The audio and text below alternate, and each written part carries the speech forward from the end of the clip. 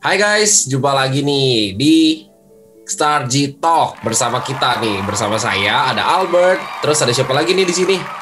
Sarah. Ada Agung. Wow, keren banget loh. Akunya yang keren, kalian enggak. Makasih loh. Kayak gitu. Jadi hari ini kita akan membahas sedikit nih, ya berbincang-bincang lah ya, namanya Star G Talk. Kita akan membahas tentang bagaimana sih di dalam dunia perkuliahan, gimana sih cara kita masuk, memilih jurusan, dan lainnya gitu ya. Jadi semuanya perlu disimak nih untuk kalian-kalian semua, perlu banget didengar karena kita akan mendengarkan sesuatu yang menarik dan pastinya terbaik. Oke, nah untuk pertanyaan pertama, untuk Ko Agung dulu nih, aku mau nanya ke Ko Agung. Faktor apa aja sih yang diperhatiin gitu ya dalam memilih jurusan kuliah? Nah, kalau dari Ko Agung gimana nih? Ya mungkin pasti ada beberapa hal yang perlu kita pertimbangkan gitu ya, atau kita consider gitu kan. Nah mungkin beberapa hal yang bisa kita consider itu yang pertama, gimana sih sebenarnya kalau buat aku ya, kita ngelihat kuliah itu sendiri gitu. Gimana dengan kita tuh ngelihat hidup kita, apakah kita ngelihat hidup kita ini sebagai ada tujuan Tuhan gitu di dalamnya, kita harus capai, ada rencana Tuhan, atau kita cuma sekedar ya udah kuliah just for study aja gitu kan.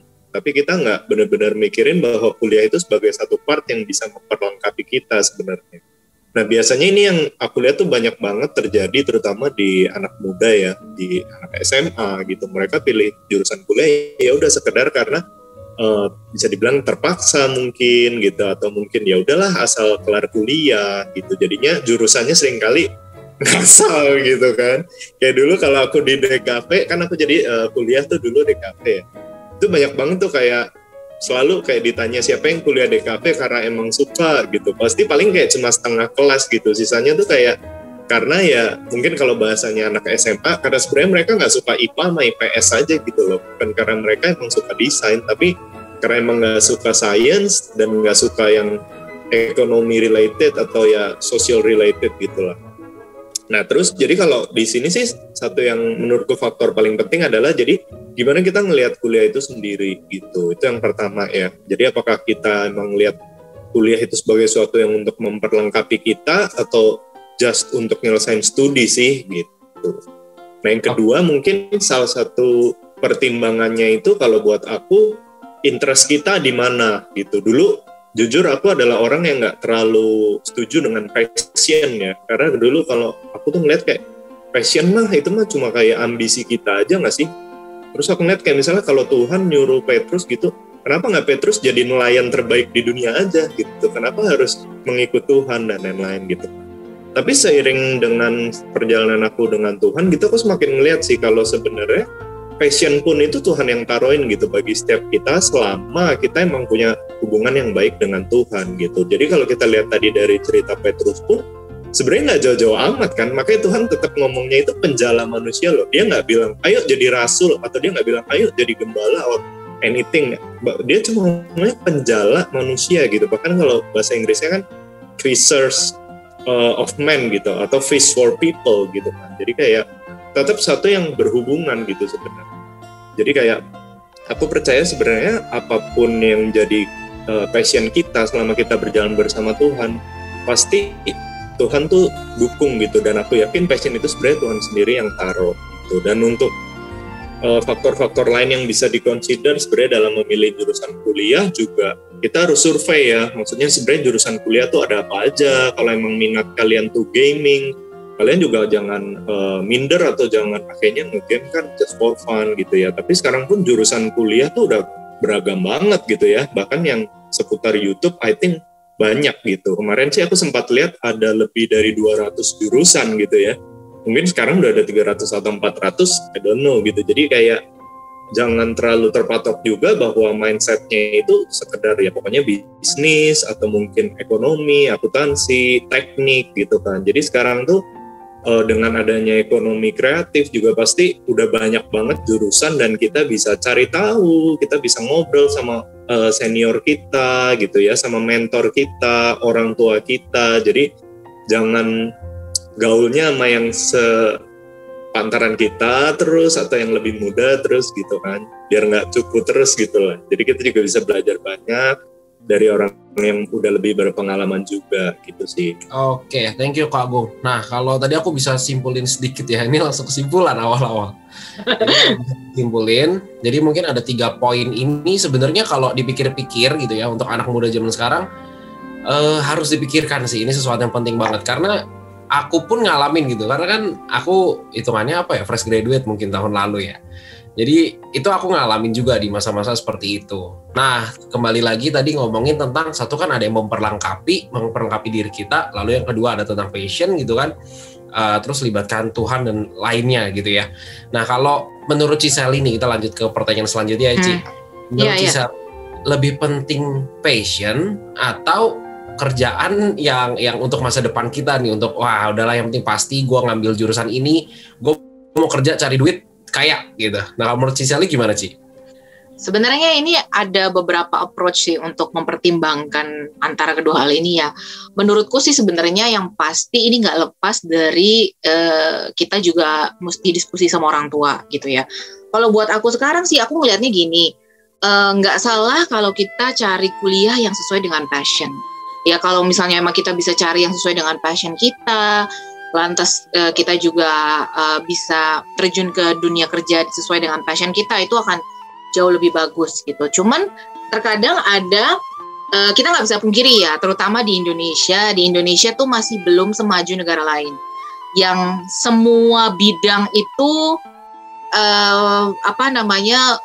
udah kelihatan future-nya kayak apa gitu ya. Contoh kayak misalnya mau ngambil jurusan apa, dance gitu misalnya. Di Indo baru belakangan ini aja sih mungkin udah lebih banyak ya, ada dance studio, ada orang-orang yang lebih mulai terjun dan mulai lebih melihat art sebagai suatu lapangan pekerjaan gitu ya. Tapi still itu masih tidak seluas seperti di luar negeri yang memang negaranya udah lebih maju gitu, yang lapangan pekerjaannya juga banyak dan lain sebagainya gitu. Jadi kalau buat aku pribadi ada beberapa pertimbangan yang harus kalian pikirin gitu ya.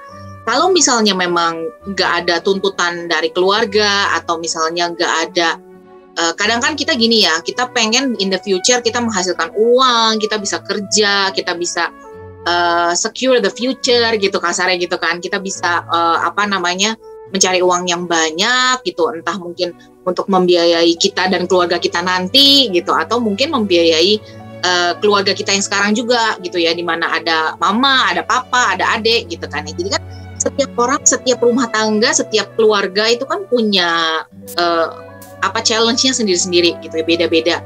Kalau misalnya memang dirasa kita ini merasa sebagai seorang anak ini punya tanggung jawab yang besar dan punya beban yang besar untuk kayak gue yang harus ambil alih keluarga nih gitu, istilahnya gue yang harus bertanggung jawab menghidupi keluarga gitu ya. Ya mungkin kalau misalnya keadaannya seperti itu ya mungkin nggak bisa memikirkan keinginan kita itu semua dalam keadaan yang ideal gitu ya. Belum tentu kita bisa memilih sesuai dengan passion.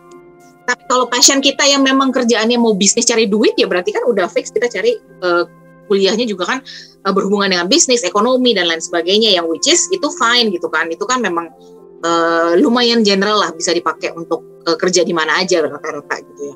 Cuman kalau untuk secara yang spesifik gitu ya, mungkin kalau kita mau ngambil yang sesuai dengan passion yang lebih spesifik dan market nanti ke depannya pada saat kita mau kerja mungkin belum gitu ada lapangan pekerjaannya, ya mungkin itu harus dibicarakan dengan orang tua, kira-kira baiknya gimana gitu ya. Jadi menurutku kembali lagi ke masing-masing keadaan setiap kita kan beda-beda gitu ya. Kalau misalnya if you have the luxury, if you have the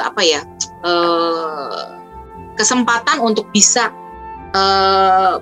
bekerja sesuai dengan passion, ya go for it gitu. Tapi kalau ada certain circumstances yang harus membuat kita tidak berada di dalam keadaan yang ideal gitu ya, yang kita harus memikirkan ini, memikirkan itu gitu ya, mungkin kita harus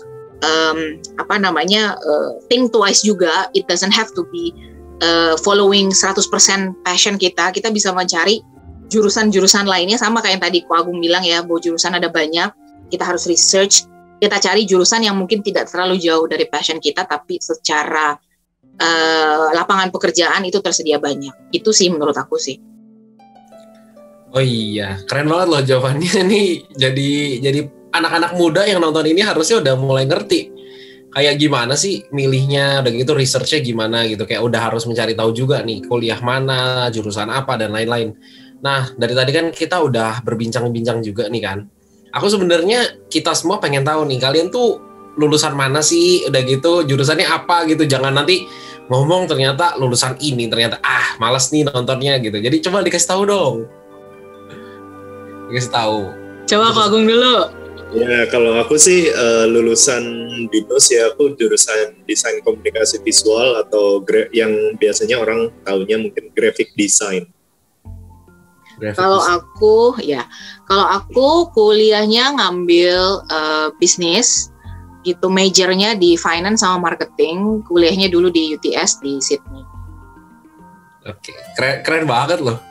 Kalau aku Kamu di mana? Aku Moro University near home. My home. Jurusannya entrepreneur dari business scope, tapi lebih jurusannya lebih fokusnya di entrepreneurship. Nah, udah gitu tadi aku mau ngomong sedikit lah. Tadi kan Cisali mungkin ngomong tentang lebih penting mana nih antara passion, udah gitu sama yang menjamin hidup kita gitu untuk future. Nah, karena aku mengalami itu tuh. Jadi di zaman dulu mungkin kayak aku tuh aku bisa bilang tuh I have a lot of passion gitu. Jadi passion aku super banyak. Kayak gue mau ini. Jadi banyak banget gitu sampai akhirnya nggak ngerti kan mau kemana sebenarnya milihnya. Sampai akhirnya ada peran orang tua lah di sana. Itu yang mengubahkan hidup saya. Begitu. Ya, jadi emang tetap biar bagaimana harus konsultasi ngobrol sama orang tua ya. Yes, betul banget. Nah, tadi kan kalau kita ngomong tentang kuliah-kuliah kita ini, kan pasti ada akreditasi ya. Cisali dan Pak kita ada akreditasi di kuliah kita. Nah, sebenarnya kan ada nih misalnya akreditasi A, B, atau mungkin A+, dan lain-lain lah ya. Sebenarnya itu penting nggak sih kalau buat kita kerja gitu, misalnya kita mau send our CV, kayak ke company gede gitu, itu penting nggak sih akreditasi kampus kita ini buat company itu? Sebenarnya sih kampus tuh tempat kantor atau tempat kerja tuh sebenarnya mereka nggak lihat akreditasi kampusnya gitu ya. Tapi akreditasi itu nggak lepas dari nama baik kampusnya sebenarnya kan. Gitu. Jadi kalau kayak di company tempat aku kerja gitu ya. Aku kan pernah kerja di 2 company yang berbeda. Mereka sih nggak lihat akreditasi kampus gitu, tapi notabene mereka udah punya bayangan kalau misalnya kampus ini tuh kurang lebih seperti apa, kampus ini kurang lebih seperti apa gitu ya, untuk yang kampus lokal sama yang kampus terutama PTN ya. Nah jadi kalau kayak company-ku yang terakhir pas aku kerja terakhir itu, mereka itu actually open to semua graduates dari perguruan tinggi gitu ya, dari kampus-kampus. Tapi mereka punya notes tersendiri. Kayak misalnya gua prefer employee yang lulus dari kampus A, B, C, D gitu. Jadi mereka punya top listnya gitu. Jadi ketika kita masukin kita punya CV atau resume ke tempat kerja, otomatis kalau kita competing with other candidates yang memang lulusan dari top listnya si company itu, ya pasti akan jauh lebih berat gitu. Nah jadi mungkin ada baiknya juga kalau misalnya memang kita mau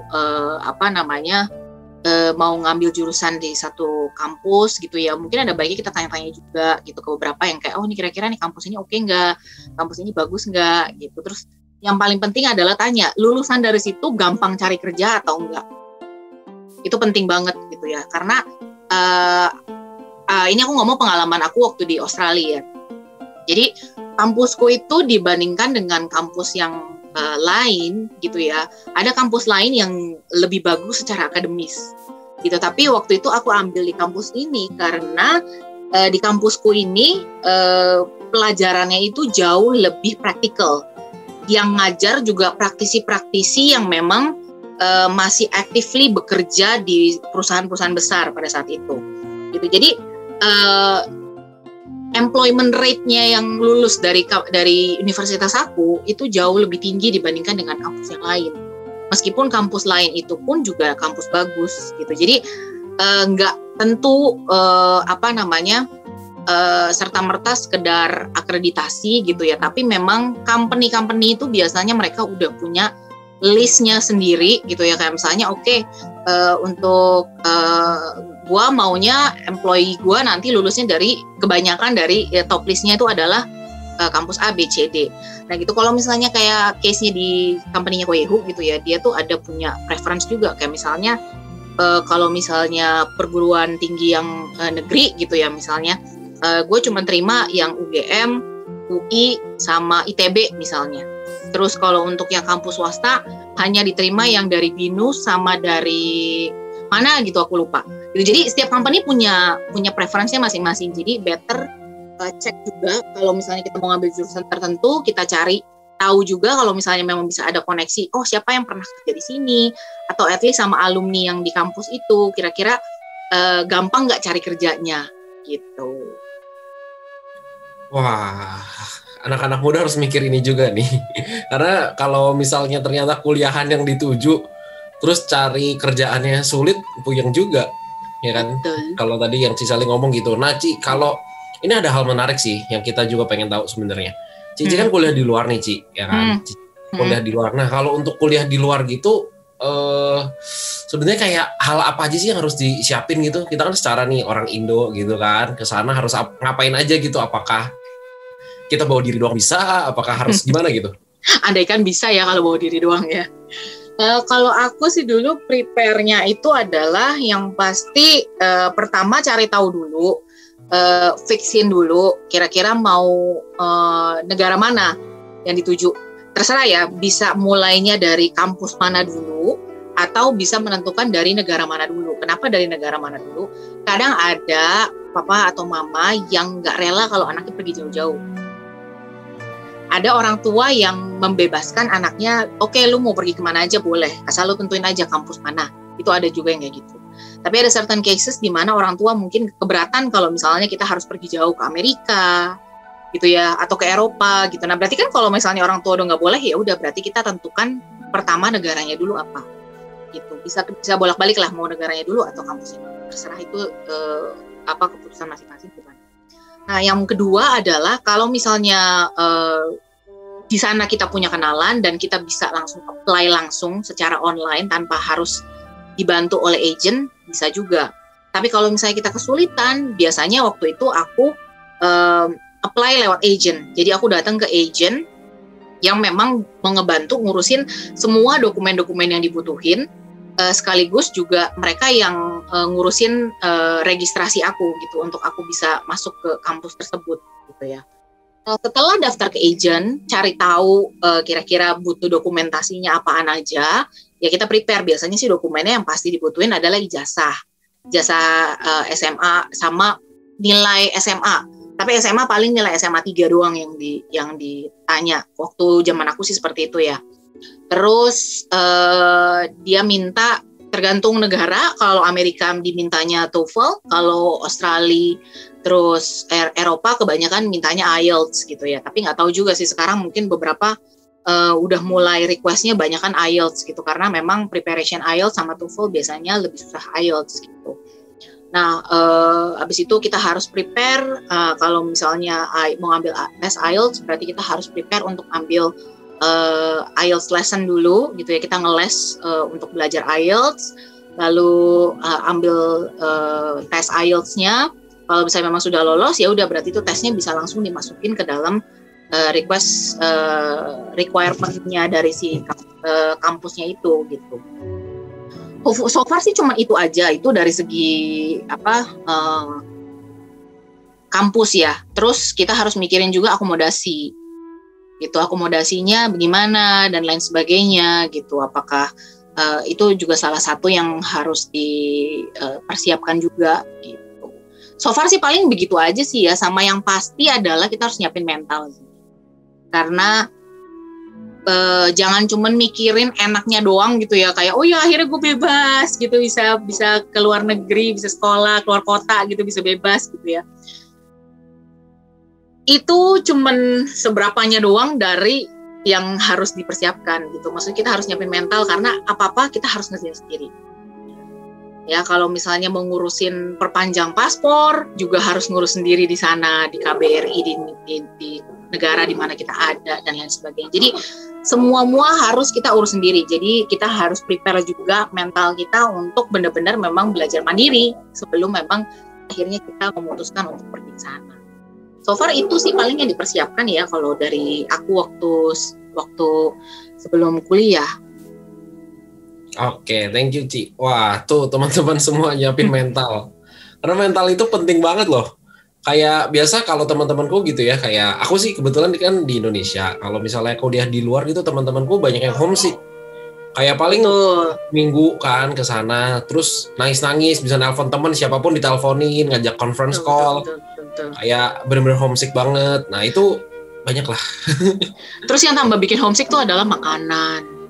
Nah itu nggak ada. Kalau di luar negeri itu, aduh, cari yang bener-bener otentik cita rasa Indonesia tuh sulit.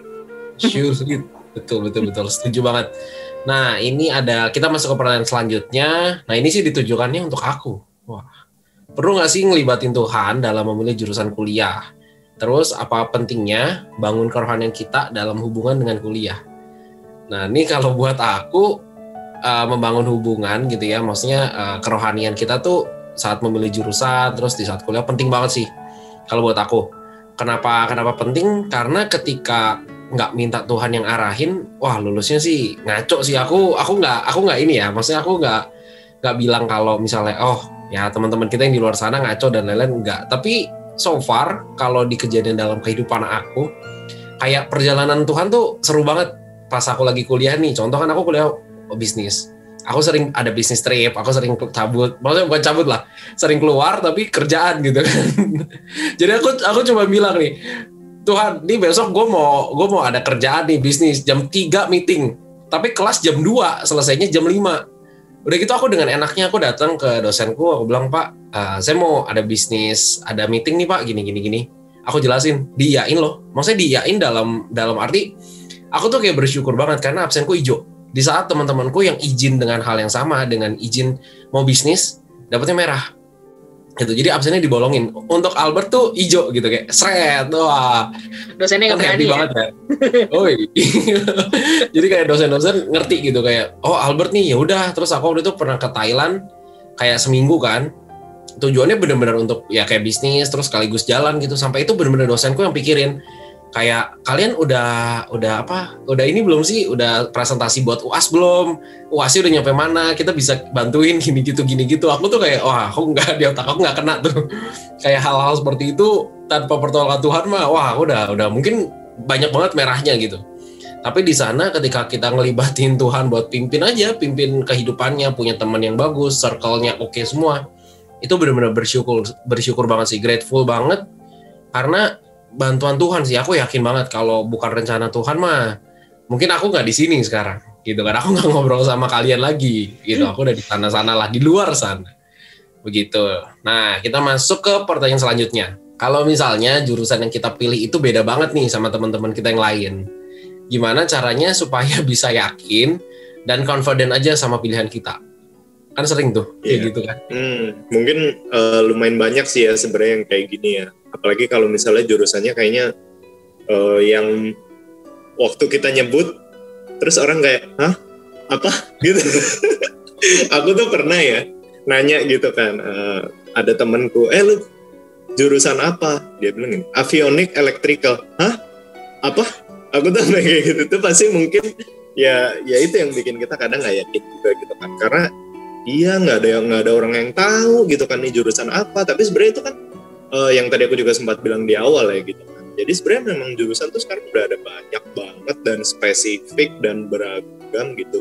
Jadi kayak tadi aku sempat mention avionic electrical tuh tentang kelistrikan pesawat. Jadi udah pesawat pun dia spesifik kelistrikannya gitu kan. Atau udah jurusan teknik listrik tapi spesifik ke pesawat gitu. Terus ada juga temanku jurusannya itu sound engineering, jadi teknik suara gitu. Jadi dia khusus misalnya kayak di hotel gimana sih biar bisa ruangannya tuh kedap suara yang bagus gitu. Dia bilang banyak loh hotel bintang 5 pun nggak punya satu sound engineering yang bagus gitu. Jadi nggak memikirkan suara. Kayak mungkin kita semua kalau misalnya pernah nggak sih ada pengalaman kayak nginep di hotel terus tiba-tiba kayak dari lorong berisik denger sampai ke kamar gitu kan, kayak kesel gitu. Jadi kayak sebenarnya banyak banget jurusan yang unik gitu ya dan spesifik gitu. Dan justru menurutku sebenarnya itu sesuatu yang harusnya kita bangga ya kalau misalnya kita punya sesuatu yang berbeda. Dan kayaknya terutama di generasi Z, millennials dan Z gitu sekarang, alpha gitu kan, zoomers, itu kayaknya malah seneng gak sih kalau beda gitu. Kayak malah kayak gue tuh mau beda gitu dari yang lain gitu. Gue tuh pengen beda, gue tuh pengen tampil ya pokoknya beda lah gitu. Dan menurutku ini justru bisa kita ngelihatnya sebagai satu gue beda ya gimana, tapi atau juga bisa kita ngelihat itu sebagai satu opportunity di mana belum banyak loh orang yang tahu tentang itu gitu. Jadi sebenarnya hampir bisa dibilang hampir nggak ada kompetitor nggak sih gitu. Tapi mungkin ya memang marketnya nggak segede yang mainstream gitu kan. Tapi balik lagi, makanya gimana sih sebenarnya kita memandang kuliah kita gitu. Kalau emang kita udah yakin perjalanan kita bersama dengan Tuhan gitu kan, kita yakin juga bahwa ini emang sesuatu yang kita suka, aku yakin pasti nggak ragu sih gitu. Tapi kalau memang kita sekedar cuma ya udah sekedar lulus gitu terus kayaknya salah jurusan tuh pasti udah kayak padesu banget nggak sih? Tapi kalau kita emang yakin dan ini emang unik, emang gua suka, ya you should do it with joy sih. Maksudnya kamu pasti senang, kamu pasti semangat, kamu pasti bisa jalan itu dengan yakin gitu. Iya. Wah, keren banget. Nah nih, kita lanjut ke pertanyaan selanjutnya ya. Kalau kita ada beda pendapat sama orang tua kita tentang jurusan kuliah, gimana cara komunikasiin yang baik? Nah, jadi teman-teman, aku itu chef gagal. Jadi aku tuh suka masak, aku suka makan, aku pengen jadi chef nih, aku suka R&D, Research and Development, aku suka banget lah di minuman, makanan, anything. Orang tua aku nggak setuju, karena satu dan lain hal. Oke lah gitu kan, kayak kompromi nih, discuss, bla bla bla bla. Keluarlah satu kata-kata, lu harus bisnis. Keluar tuh satu kata ya, lu harus bisnis. Oke, di otakku dari zaman SMA, oke, gue bisnis. Selesai. Nggak sampai di situ aja nih, beda pendapatnya. Pas udah mau SMA 2 ke 3, aku milih kan kuliah tuh di Prasmul. Untuk anak-anak Prasmul, shout out. Aku mau milih Prasmul. Ternyata papiku bilang dengan enaknya, Prasmul jauh dari rumah. Kalau gue butuh apa-apa, gimana caranya lu bisa nyetirin gue? Nggak bisa, lu nggak boleh ke kos, nggak boleh gini, nggak boleh gitu. At the end of the day, sampai itu cekcok lah cukup panjang, hampir sebulan atau mungkin 2 bulan. Sampai kayak aku bilang, ya udah Papi maunya mana? Aku ikutin, tapi aku doain dulu, aku bilang. Ya udah, dia bilang Podomoro University, dekat rumah, alasannya gini gitulah gitu kan, kayak panjang banget. Aku bilang ya udah oke. Selesai, tutup buku sampai sana. Tapi kan di sana ada kayak discuss ya. Mungkin kita ngomongin baik-baik meskipun ada perdebatan dan lain-lain. Tapi aku tuh kayak ya udah aku terima aja apa sih yang dia mau gitu. Kayak aku mencoba untuk fit in lah sama cara pikir orang tua aku gitu. Tapi dari sana aku tuh kayak baru sadar, oh ternyata potensi gue itu di bisnis cukup gede. Potensi aku untuk buka usaha tuh gede banget, satu. Yang kedua, pas aku kuliah di Podomoro University ini karena dekat rumah dan lebih santai lah ya dibanding Prasmul gitu, aku jadi kayak buka bisnis, aku bisa meeting, aku bisa ngapa-ngapain, fleksibel banget. Kayak pelayanan juga ayo aja, kayak semuanya santai gitu. Mungkin kayak teman-teman nih yang kenal aku sebelumnya, kayak taunya Albert nggak pernah kuliah gitu kan. Karena ya udah aku bener-bener santuy banget gitu selama aku kuliah. Jadi dari sana aku kayak mengambil hikmahnya gitu sekarang, kayak wah bapak gue keren banget ternyata bisa kayak gitu. Jadi kayak ya perlu kompromi lah sama orang tua, terus didoain juga pastinya. Nah kita udah mau closing nih teman-teman, kakak-kakak, cici-cici semua. Jadi kita udah mau tutup. Kita sampai di sini aja perbincangannya karena terlalu lama deh kalau dilanjutin. Nanti kita bikinkan sesi khusus kali. Nah kalau dari Koko dan Cici, ada nggak sih pesan untuk teman-teman semua nih yang di sini? Gitu ya, pesan yang bisa disampaikan kepada mereka dalam milih jurusan kuliah. Kalau dari aku tadi sebenarnya sebagian besar udah diomongin gitu ya.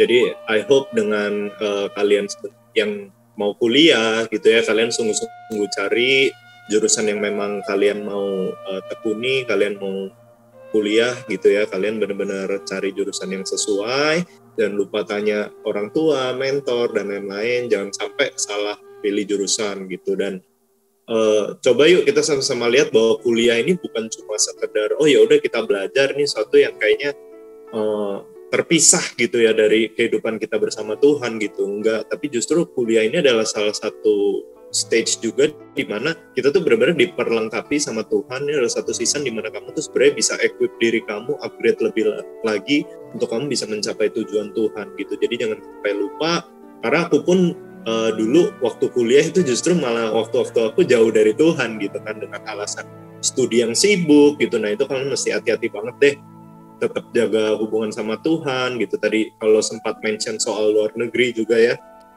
make sure kalian kalau keluar negeri pun cari memang cari gereja di sana gitu ya, yang kalian bisa tertanam. Dan kalau misalnya tetap, terutama sekarang dengan era digital, kalian bisa stay connected dengan local church di Indonesia atau Jakarta, itu adalah satu privilege yang luar biasa sebenarnya gitu kan. Jadi kalian bisa tetap connected, bisa terus bersama Tuhan dan juga komunitas dalam Tuhan gitu ya. Itu sih kalau dari aku. Ya, kalau dari aku sih udah basically sih udah diwakilin sama Ko Agung juga ya tadi ya. Intinya research sebanyak-banyaknya gitu ya. Jangan main asal pilih gitu. Kalau misalnya bingung, tanya ke orang yang tepat gitu. Bisa tanya ke orang tua, tanya teman, atau mungkin tanya ke mentor atau tanya teman-teman yang di gereja gitu yang memang udah pernah berkecimpung di bidangnya gitu ya. Jadi intinya semangat gitu untuk cari jurusan yang tepat dan juga enjoy your campus life. Wow, enjoy your campus life. Oke, teman-teman semua, kita sudah sampai di penghujung dari Star Talk kita gitu ya. Nah, thank you banget yang udah nonton. Kita sampaikan dadah dan bye-bye. See you semuanya. Shalom, apa kabar soldiers? Kembali lagi dalam Star Genius bersama saya Bella. Berikut mari kita simak informasi minggu ini. Informasi yang pertama, bagi kalian yang baru pertama kali hadir dalam online service Star G, kalian bisa mendapatkan welcoming gift dari kami dengan cara DM ke Instagram kita di @starg.zion. Star G juga mengadakan Star G Night Prayer setiap hari Kamis jam 8.30 malam via Google Meet. Untuk mendapatkan linknya bisa langsung DM ke Instagram kita. Gereja kita juga mengadakan morning prayer setiap hari Sabtu jam 5.30 pagi melalui aplikasi Zoom. Untuk mendapatkan linknya bisa langsung DM ke Instagram kita. Star Teaching juga akan mengadakan workshop tentang beauty class pada tanggal 31 Juli jam 10 pagi. Untuk pendaftarannya bisa dilihat di Instagram kita di @star.teaching. Informasi berikutnya, Star G juga akan mengadakan Fun Week pada tanggal 31 Juli 2021. Bagi kalian yang ingin ikut dalam acara ini, bisa langsung DM ke Instagram kita. Berikutnya, setelah ibadah ini, jangan lupa kita ada home. Bagi kalian yang belum punya home, bisa langsung DM ke Instagram kita.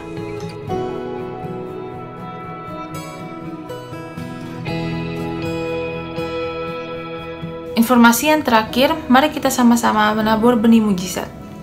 Terima kasih Tuhan atas kesehatan dan perlindungan-Mu yang telah Engkau berikan kepada kami dari pagi hingga saat ini Tuhan. Sebentar kami akan menabur benih mujizat. Kiranya Engkau memberkati tangan-tangan yang memberi, dan juga kami berdoa agar benih ini bisa menjadi berkat dan kemuliaan bagi-Mu Tuhan. Alhamdulillah Yesus, kami telah berdoa dan mengucap syukur. Haleluya, amin.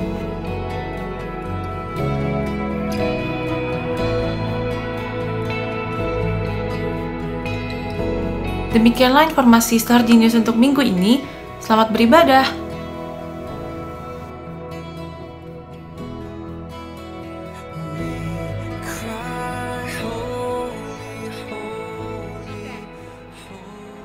Shalom Star G.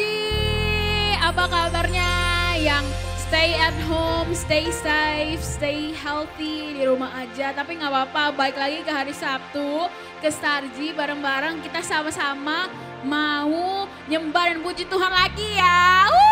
You guys ready? Let's go!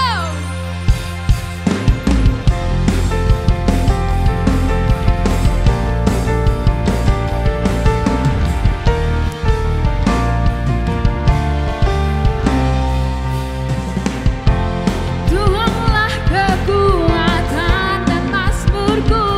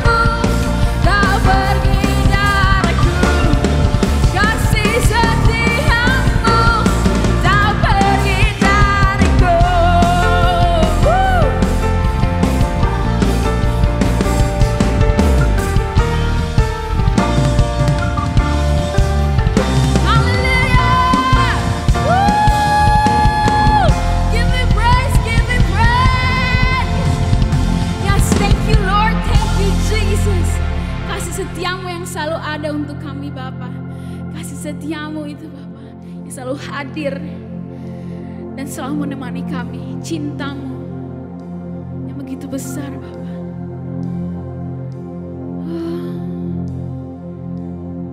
Hanya Engkau Bapa yang kami butuhkan. Engkaulah kunci, Engkaulah jawaban, Engkaulah satu-satunya solusi, Engkau satu-satunya jalan keluar Bapa. Dalam kondisi apapun Bapa, dalam kondisi apapun, saat dunia bilang kamu gak bisa, tapi bersama dengan Engkau, kamu bisa. Karena kasih Yesus, kamu bisa. Jesus, we need you Lord. It's only you, we need you Lord. So only you, only you, only you, we need you Lord.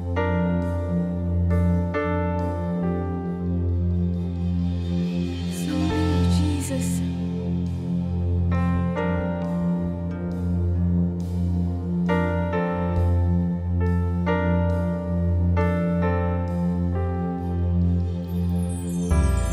Jesus, I need you every moment.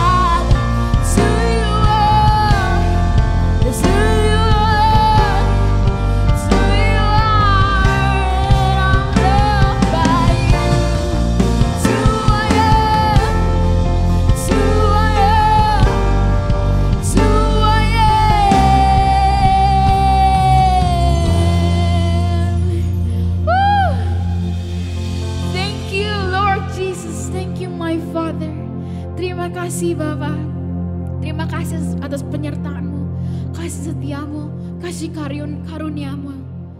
Sekarang kami ingin mempersiapkan hati kami, mempersiapkan kuping kami untuk mendengarkan firman-Mu, untuk mendengarkan perkataan-perkataan yang akan disampaikan oleh hamba-Mu nanti Bapa. Biarlah firman-firman yang disampaikan, pesan-pesan yang disampaikan dapat menjadi berkat buat kami dan juga buat orang-orang sekitar Bapak, dapat bertumbuh dan berbuah Bapak. Terima kasih Bapak. Dalam nama Tuhan Yesus, haleluya. Amin. Hello again Starji, apa kabarnya nih semua? Aku berdoa banget semua dalam keadaan sehat dan sukacita. So, apapun yang lagi dialamin hari ini, I believe Tuhan itu bisa menjamah kita semua dimanapun kita berada. So, all we need to do is just call upon Him dan minta Tuhan untuk datang. So, today, sebelum kita dengerin firman Tuhan, mau gak kita sama-sama invite Yesus sekali lagi buat ngomong sama kita? Karena just one word from God can change everything. Yuk, mari kita berdoa. Bapak, kami bersyukur buat kesempatan kali ini Tuhan. Percaya banget Tuhan mau berbicara buat setiap kami. So we open our heart, we open our mind, we open our life. Dan Tuhan sendiri yang berbicara buat setiap kami. Tuhan yang membangun setiap kami. Tuhan yang mengarahkan setiap kami hari ini. Kalau ada yang sakit, Tuhan yang menyembuhkan. Kalau ada yang kehilangan arah, Tuhan yang mengarahkan kembali. Kalau ada yang kehilangan visi, Tuhan yang memberikan visi. Tapi lebih dari segalanya, Tuhan ubahkan hidup kami sekali lagi hari ini, supaya kami jadi serupa dengan Tuhan. Di dalam nama Yesus kami berdoa, kami mengucap syukur. Mari semua yang percaya katakan amin. Amin. So, khotbah saya hari ini saya kasih judul From the Inside Out, dari dalam keluar. Boleh katakan sama-sama, From the Inside Out. So, I'm gonna talk about the life-changing experience, perubahan hidup. Nah, perubahan itu adalah sesuatu yang selalu terjadi dalam hidup kita. Betul ya? Semua manusia di bumi ini perlu berhadapan sama yang namanya perubahan. Karena hidup selalu berjalan maju, selalu berubah, dan gak ada yang tetap sama. Perubahan selalu datang sama kita, entah kita siap atau enggak. Coba lihat hidup kita. Tubuh kita berubah, keluarga kita berubah, tetangga kita juga mungkin berubah, pekerjaan kita berubah, sikap dan karakter kita juga berubah. Nah, beberapa tahun ini hidup penuh sama perubahan yang tiba-tiba. Ibadah berubah, cara kita belanja berubah, cara kita berkomunikasi atau ngobrol berubah, dan cara kita melihat orang berubah. Beberapa hari lalu saya lihat satu instastory teman saya yang menggambarkan kalau setiap tahun itu kita ngalamin perubahan, terutama 3 tahun ini, mungkin tanpa sadar. Dia bilang kayak gini, tahun 2019 sebelum pandemi kita menghindari orang yang negatif. Tahun 2020 during the pandemic kita menghindari orang yang positif. Tahun 2021 pandemic second wave kita menghindari semua orang karena kita nggak tahu mana yang positif dan mana yang negatif. So, life is full of a constant change, whether we are ready or not.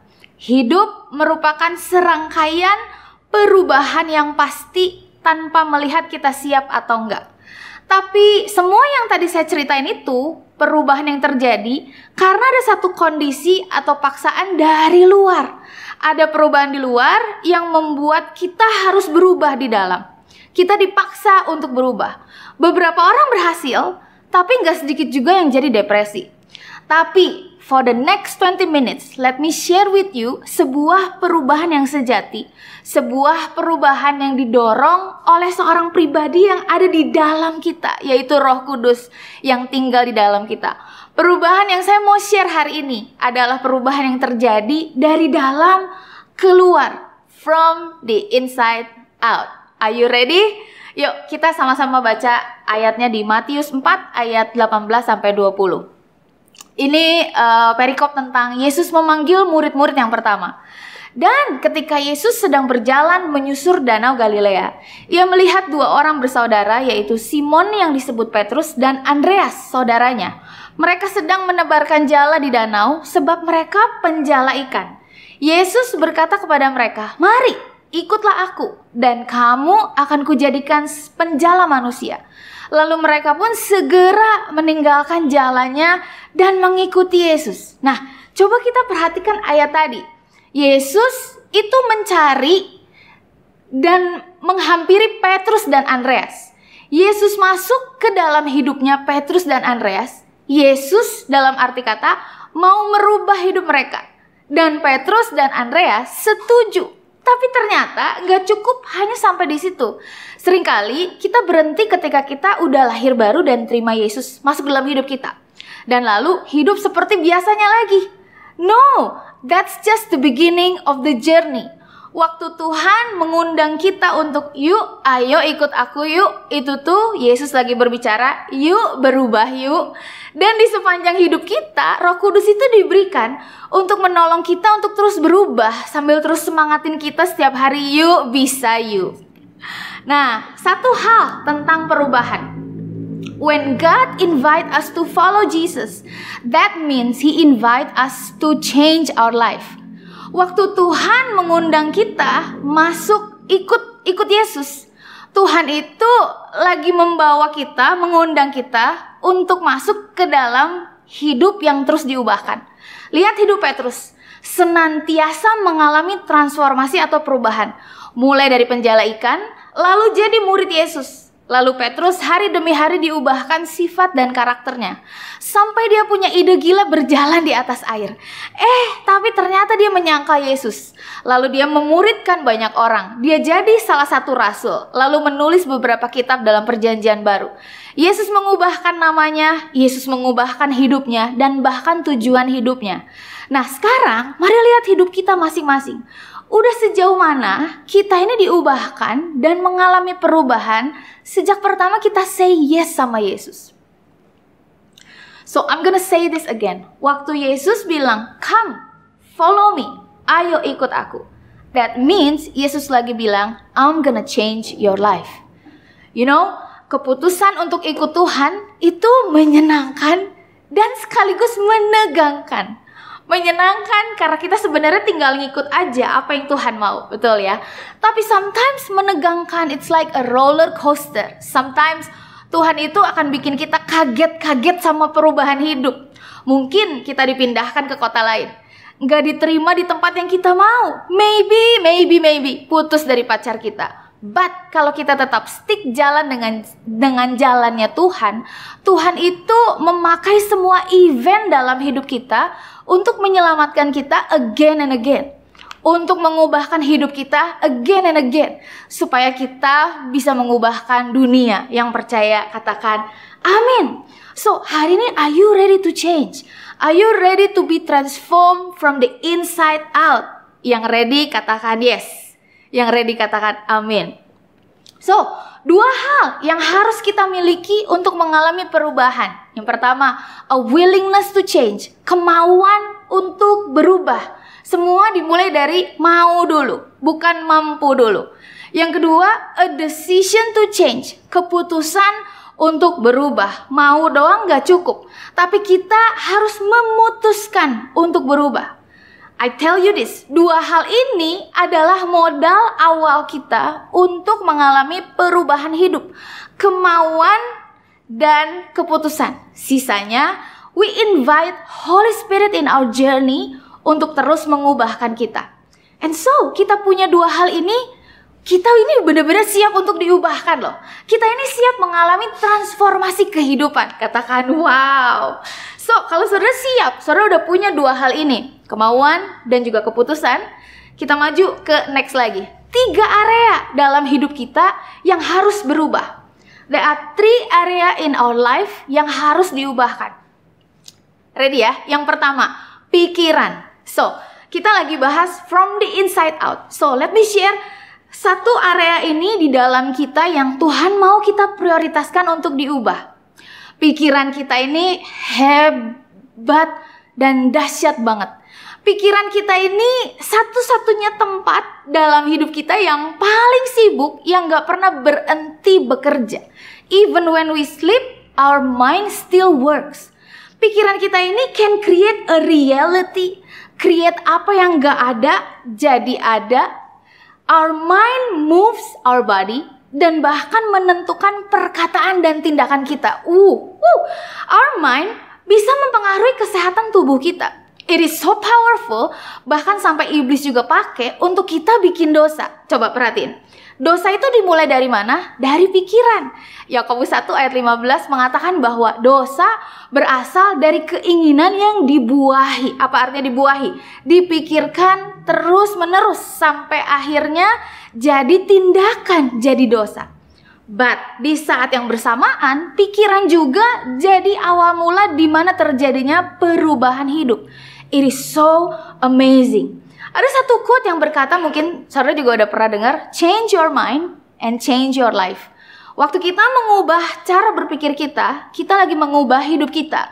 So, mau mengalami transformasi hidup, ubah cara pikir kita.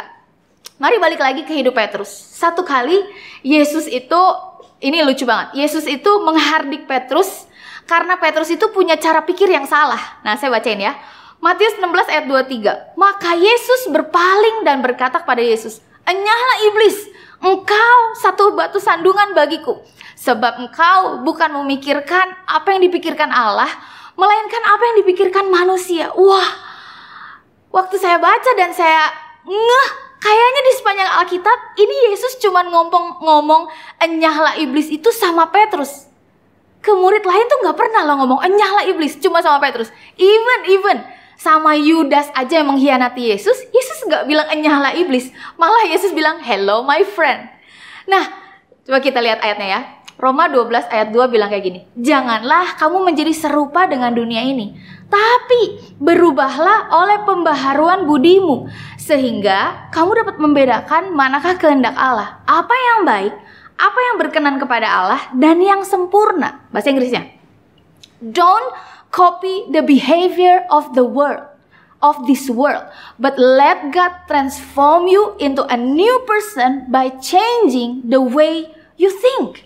Then you will learn to know God's will for you, which is good and pleasing and perfect.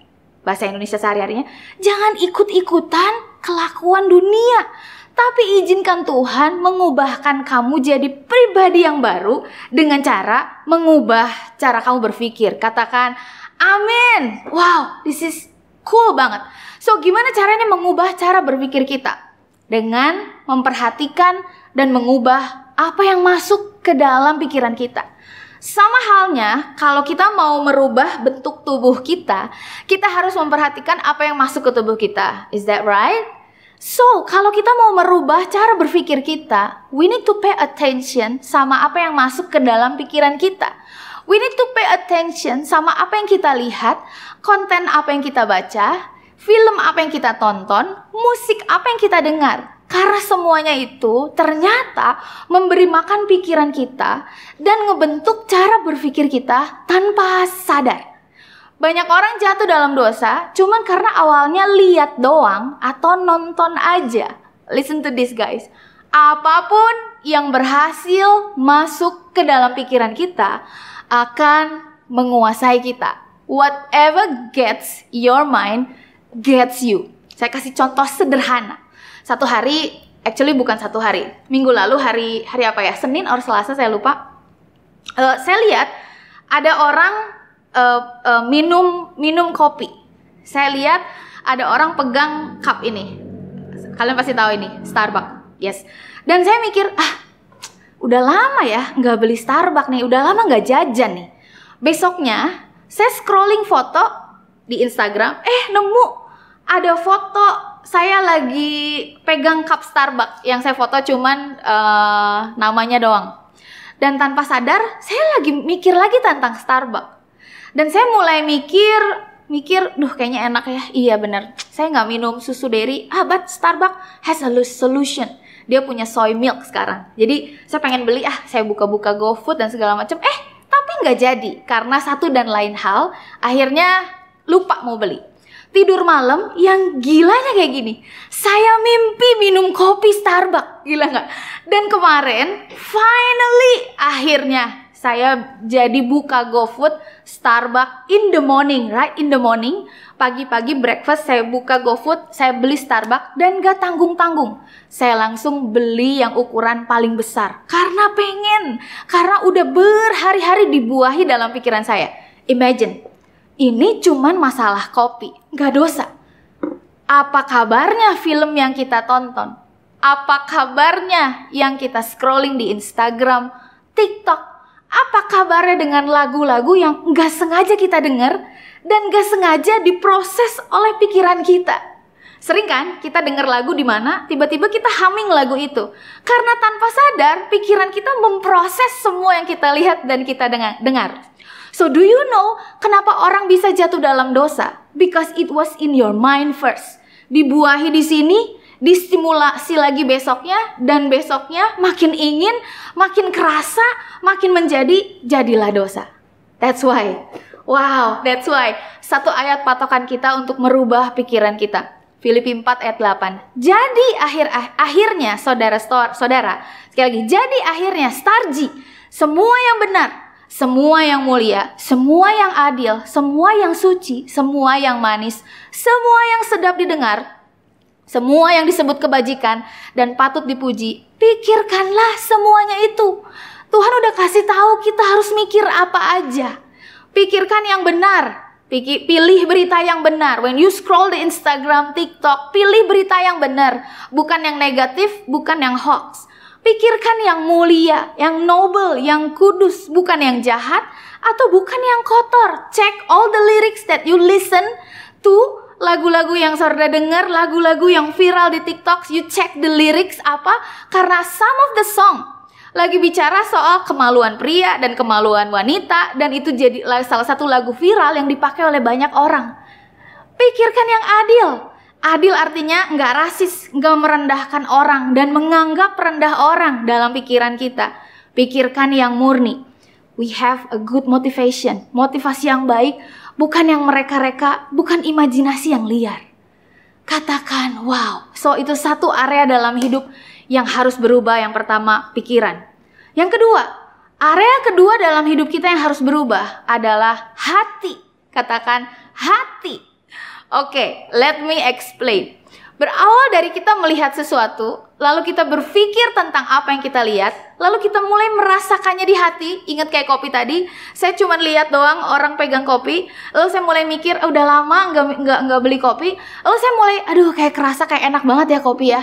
Lalu keluar terucap lewat mulut kita, lalu telinga kita mendengar apa yang kita ucapkan, lalu balik lagi ke pikiran kita, balik lagi ke hati. Disitulah berputar terus segala hal, yang baik, yang jelek, yang jahat, yang dosa. That's why, kenapa firman Tuhan bilang gini? Karena dengan hati orang percaya dan dibenarkan, dan dengan mulut orang mengaku dan diselamatkan. Roma 10 ayat 10. Artinya, apa yang ada di hati kita akan eventually mengalir keluar dari mulut kita. Makanya, gimana caranya berhenti ngomong kasar atau ngomong jahat?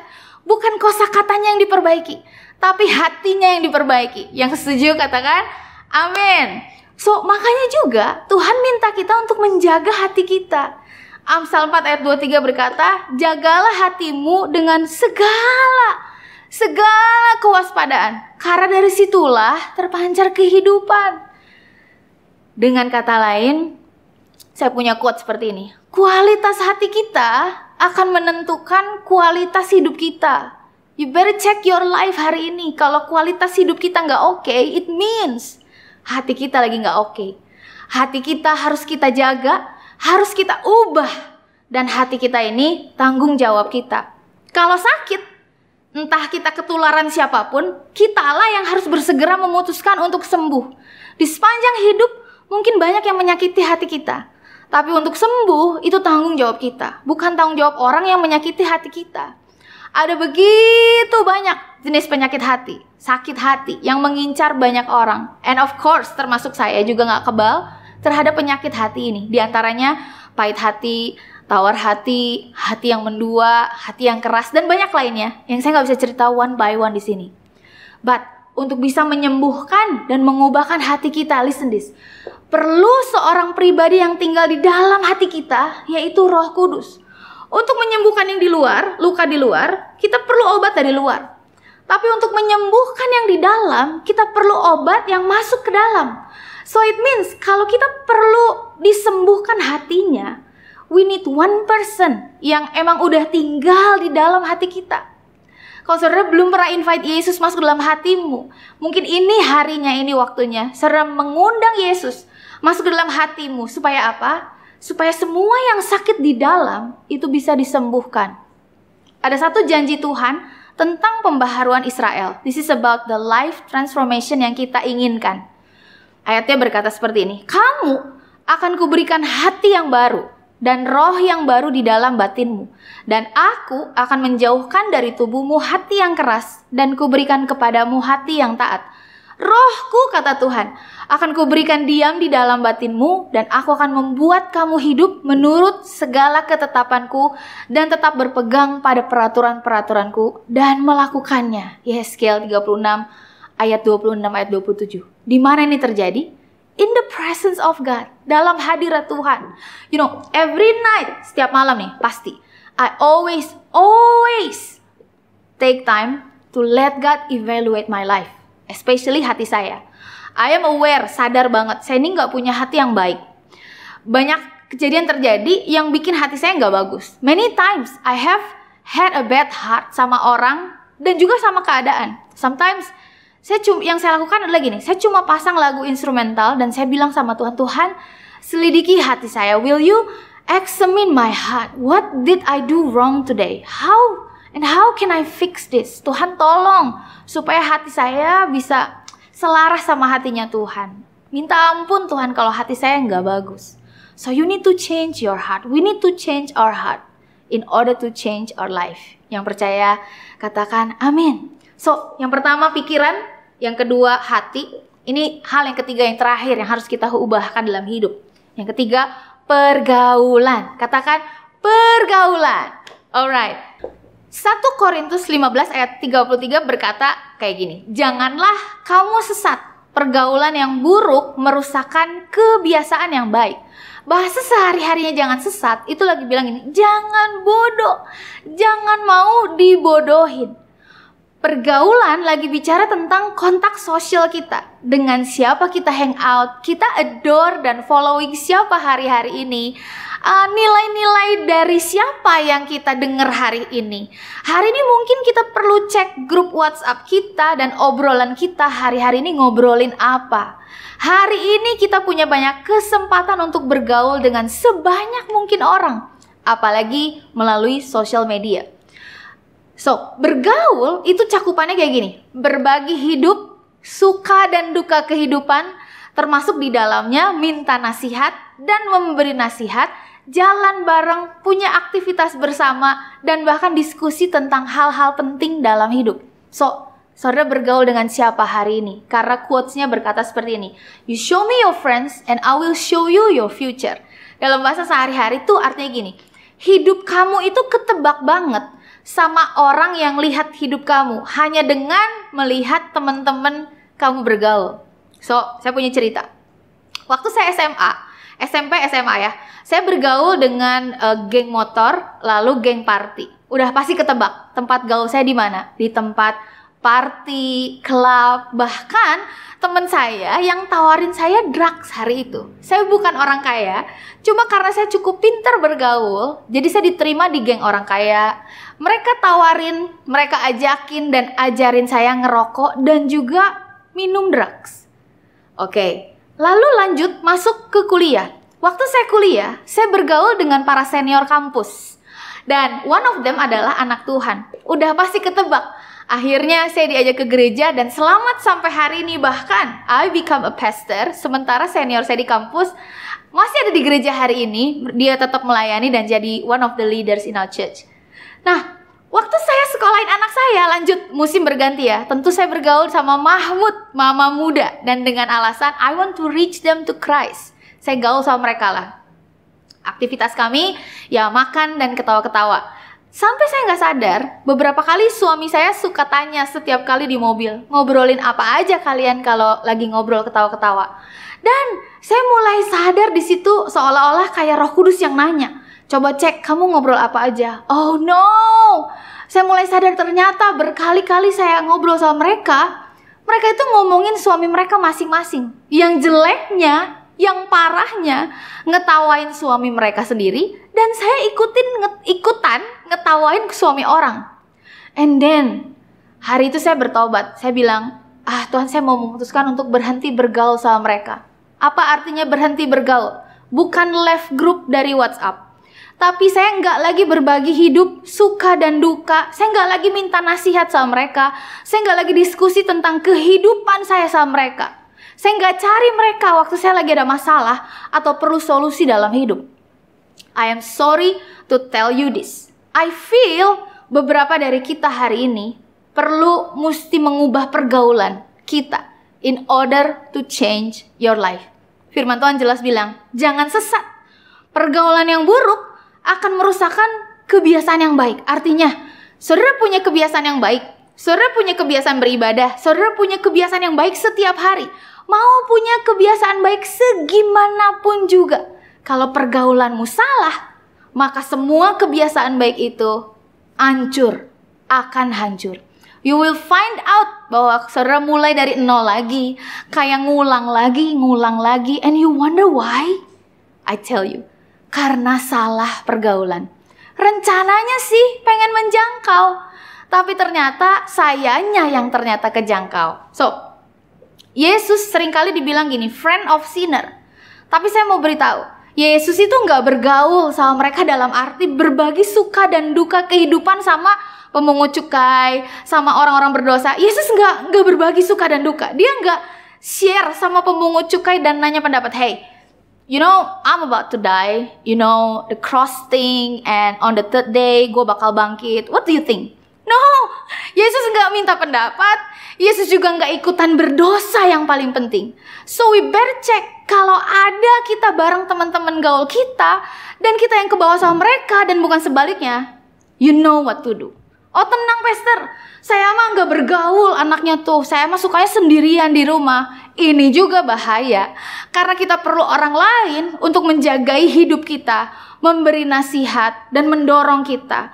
We need komunitas yang benar untuk bisa mengalami perubahan from the inside out. Even Yesus, dia datang ke bumi, dia berkomunitas dan berfellowship dengan murid-muridnya. So, ayat terakhir and then we close.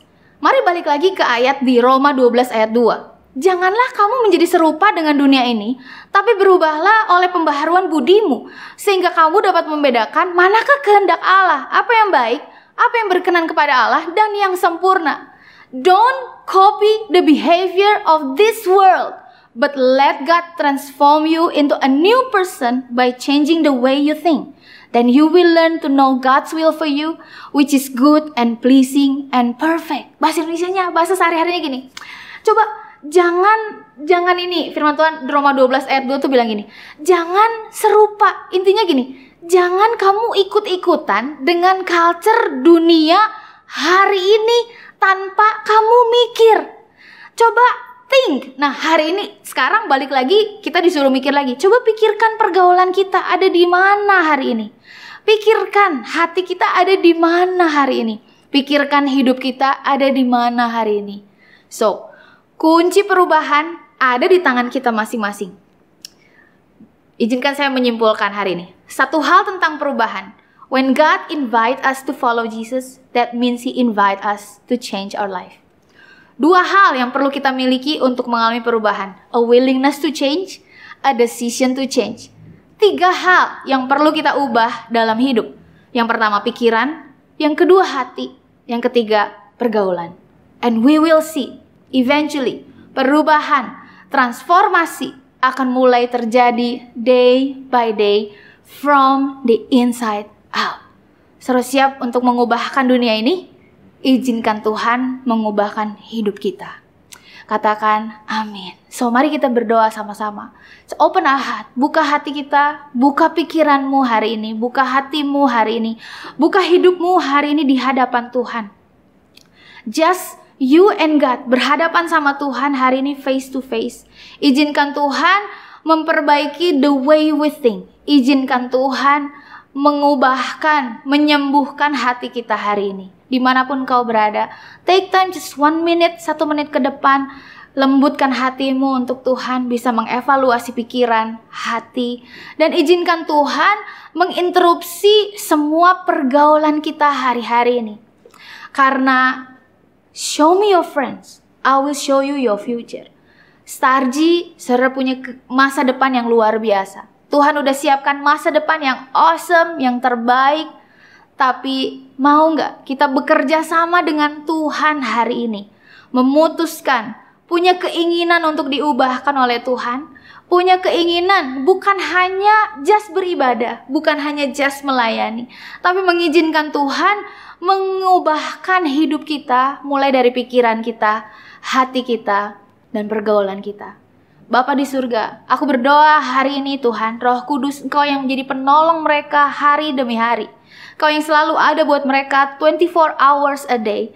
Engkau yang selalu ada buat mereka. Aku berdoa biar kehadiran-Mu semakin nyata, bisa dirasakan, dilihat oleh setiap mereka dimanapun mereka berada.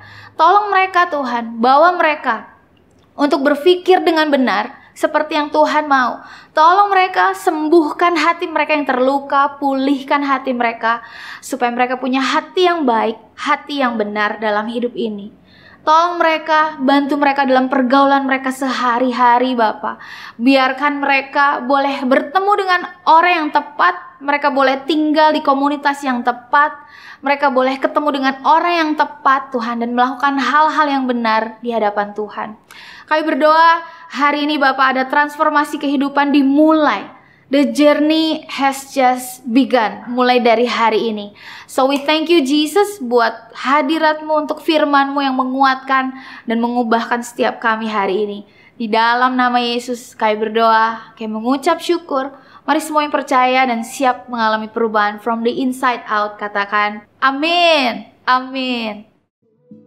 Thank you guys sudah join ibadah hari ini. Sampai ketemu di home.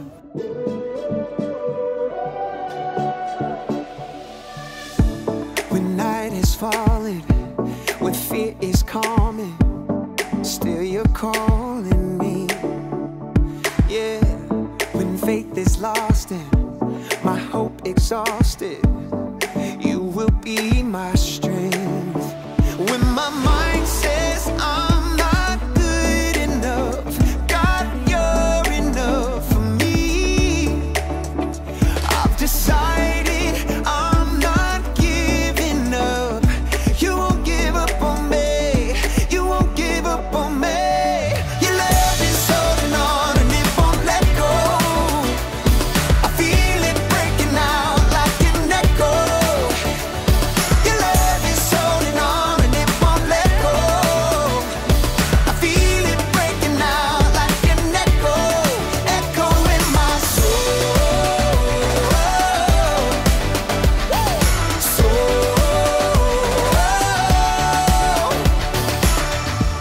In every season, you keep repeating promises to